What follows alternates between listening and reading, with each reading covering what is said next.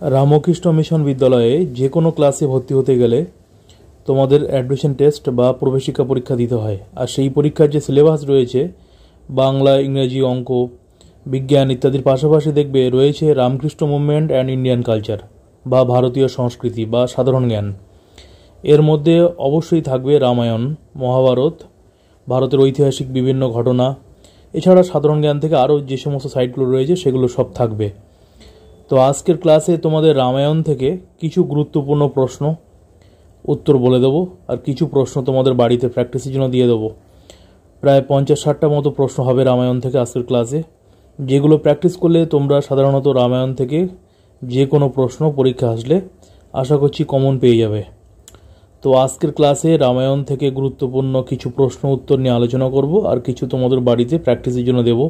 তোমরা সেই প্রশ্নগুলোর উত্তর কমেন্ট সেকশনে কমেন্টস করে জানাতে পারো। নরেন্দ্রজ্যোতি টিউটোরিয়ালে অ্যাডমিশন টেস্টের জন্য বিভিন্ন গুরুত্বপূর্ণ যে ক্লাসগুলো হচ্ছে পরীক্ষার আগে, সেই ক্লাসগুলো তোমরা ফলো করো, নিয়মিত প্র্যাকটিস করো। পরীক্ষা যারা তোমরা দেবে আগামী দিন বা এই বছর, তোমাদের ক্ষেত্রে এটা খুবই কাজে লাগবে। নরেন্দ্রজ্যোতি টিউটোরিয়াল যারা এখনও সাবস্ক্রাইব করোনি সাবস্ক্রাইব করে নাও, এবং পাশে থাকা বেল আইকন অন করে রাখবে ভিডিও নোটিফিকেশান পাওয়ার জন্য। হোয়াটসঅ্যাপ চ্যানেল, ফেসবুক পেজ এখনও যারা ফলো করোনি ফলো করে নেবে। তো প্রথমে যেটা আসছি সেটা হলো রামায়ণ গ্রন্থের রচয়িতাকে। রামায়ণ গ্রন্থের রচয়িতা হচ্ছে মহর্ষি বাল্মীকি। মহর্ষি বাল্মীকি হলেন রামায়ণ গ্রন্থের রচয়িতা। রামায়ণ মহাকাব্যটির কত ভাগে বিভক্ত? দেখো, রামায়ণ মহাভারত যে মহাকাব্যটি এটা 7টি খণ্ডে বিভক্ত। ঠিক আছে, বালকাণ্ড, অযোধ্যাকাণ্ড, অরণ্যকাণ্ড, কিষ্কিন্ধাকাণ্ড, সুন্দরকাণ্ড, লঙ্কাকাণ্ড আর উত্তরকাণ্ড। আবার বলছি, বালকাণ্ড, অযোধ্যাকাণ্ড, অরণ্যকাণ্ড, কিষ্কিন্ধাকাণ্ড, সুন্দরকাণ্ড, লঙ্কাকাণ্ড আর হচ্ছে উত্তরকাণ্ড। এই হচ্ছে রামায়ণের মোট 7টি কাণ্ড। যেটাকে আমরা বালকাণ্ড বলছি এটার আরেক নাম হচ্ছে আদিকাণ্ড।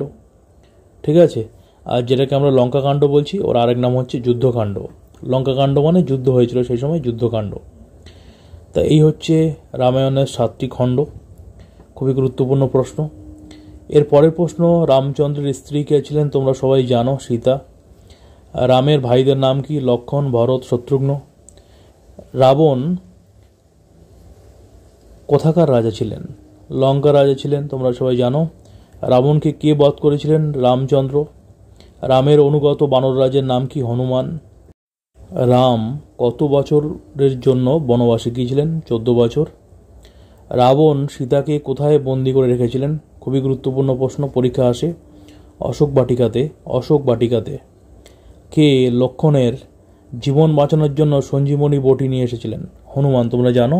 হনুমান পাহাড় সমেত উঁচু করে নিয়ে চলে এসেছিল লক্ষ্মণের জীবন বাঁচানোর জন্য সঞ্জীবনী বটি।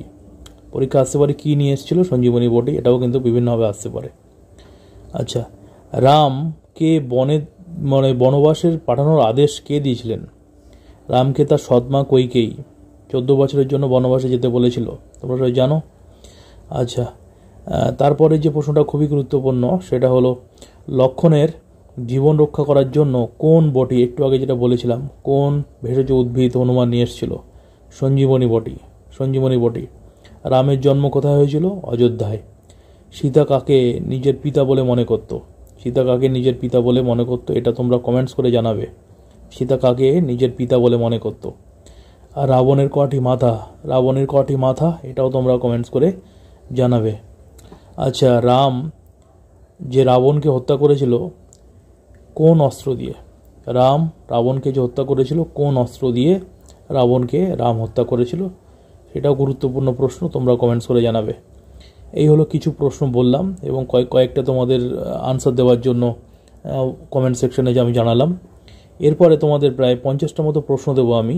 এই প্রশ্নগুলোর মধ্যে কিছু প্রশ্নের উত্তর হয়তো বলেছি, কিছু বলিনি। এগুলো বাড়িতে প্র্যাকটিস করবে এবং পারলে আনসারগুলো কমেন্ট সেকশনে কমেন্টস করে জানাবে। রামায়ণ মহাকাব্যটি কে রচনা করেন? রামায়ণের প্রধান নায়ক কে? প্রথম প্রশ্ন, রামায়ণ মহাকাব্যটি কে রচনা করেন? দ্বিতীয় প্রশ্ন, রামায়ণের প্রধান নায়ক কে? তৃতীয় প্রশ্ন, রামচন্দ্রের পিতার নাম কি? চতুর্থ প্রশ্ন, রামচন্দ্রের পিতাকে কে অভিশাপ দিয়েছিলেন? রামচন্দ্রের পিতাকে কে অভিশাপ দিয়েছিলেন? কোন মুনি এবং মুনিপত্নী অভিশাপ দিয়েছিলেন সেটা তোমাদের বলতে হবে। আচ্ছা, তারপরে ঘটনাটা জানতেও হবে। তারপরে রামের মাতার নাম কি? তারপরে প্রশ্ন 5 নম্বর প্রশ্ন, রামায়ণ কত ভাগে বিভক্ত? রামায়ণ কত ভাগে বিভক্ত? তারপরে 6 নম্বর প্রশ্ন, রাবণের কটি মাথা ছিল? রাবণের কটি মাথা ছিল? 7 নম্বর প্রশ্ন, রাবণ সীতাকে কোথায় বন্দি করে রেখেছিলেন? রাবণ সীতাকে কোথায় বন্দি করে রেখেছিলেন? 8 নম্বর প্রশ্ন, রামের স্ত্রী নাম কি? রামের স্ত্রীর নাম কি? 9 নম্বর প্রশ্ন, রামচন্দ্রের ভাইদের নাম কি কি? রামচন্দ্রের ভাইদের নাম কি কি? 10 নম্বর প্রশ্ন, রামের বনবাস কত বছরের জন্য ছিল? রামের বনবাস কত বছরের জন্য ছিল? 11 নম্বর প্রশ্ন, কে রামকে বনবাসে পাঠিয়েছিল? কে রামকে বনবাসে পাঠিয়েছিল? 12 নম্বর প্রশ্ন, সীতার পিতার নাম কি? সীতার পিতার নাম কি? 13 নম্বর প্রশ্ন, সীতাকে কোথায় পাওয়া গিয়েছিল? সীতাকে কোথায় পাওয়া গিয়েছিল? 14 নম্বর প্রশ্ন, রাবণ কোন দেশের রাজা ছিলেন? রাবণ কোন দেশের রাজা ছিলেন? 15 নম্বর প্রশ্ন, রামের বনবাসের সময় কে তার সাথে ছিলেন? রামের বনবাসের সময় কে তার সাথে ছিলেন? 16 নম্বর প্রশ্ন, লক্ষ্মণের স্ত্রীর নাম কি ছিল? লক্ষ্মণের স্ত্রীর নাম কি ছিল? 17 নম্বর, কে রাবণকে হত্যা করেছিল?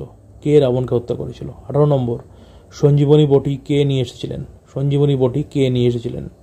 19 নম্বর, হনুমান কোন দেবতার অবতার ছিলেন? হনুমান কোন দেবতার অবতার ছিলেন?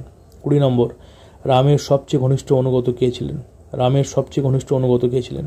21 নম্বর, রামচন্দ্রের শিক্ষক কে ছিলেন? রামচন্দ্রের গুরু বা শিক্ষক কে ছিলেন? খুবই গুরুত্বপূর্ণ প্রশ্ন।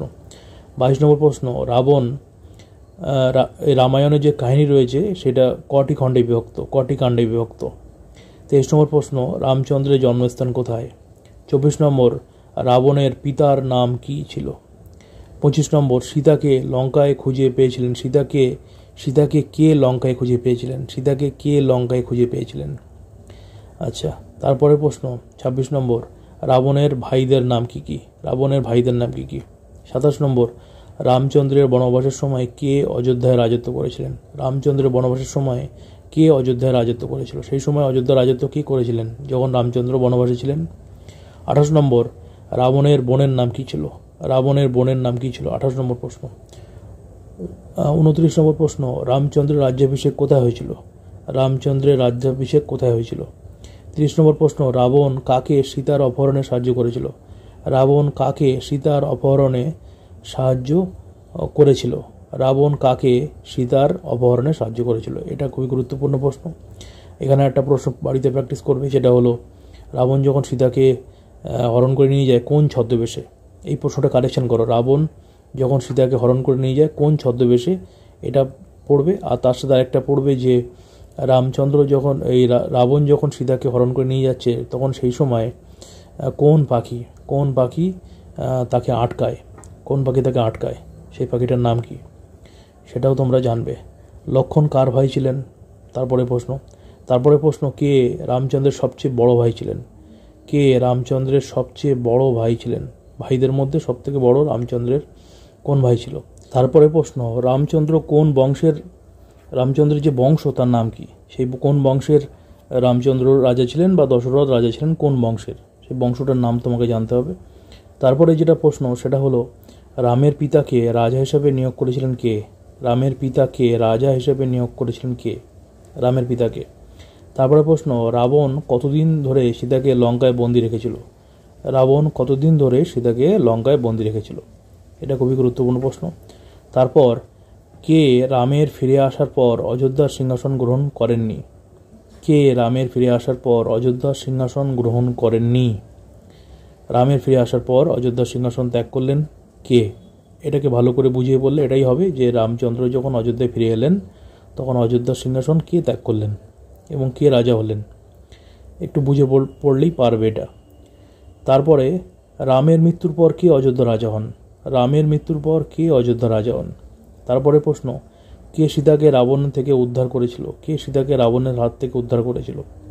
তারপর রাবণকে কিভাবে পরাজিত করা হয়েছিল, মানে কোন অস্ত্র দিয়ে রাবণকে হত্যা করা হয়েছিল সেটা। আচ্ছা, তারপরে প্রশ্ন, কে রামের জন্য